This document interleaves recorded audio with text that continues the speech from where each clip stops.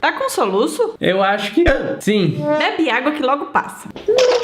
Acho que não funcionou. Seu pai deve saber alguma gambiarra pra ajudar. Alguém falou em gambiarra? Ô pai, me ajuda. Não precisa dizer mais nada, eu tenho a solução perfeita. E aí, funcionou?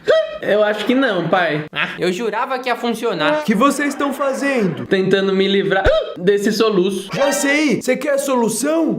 Quero. Eu quero ver o que esses garotos vão aprontar. No que isso vai me ajudar? Só esperar. Calma aí, mudar de temperatura bruscamente faz piorar o soluço. Agora ferrou de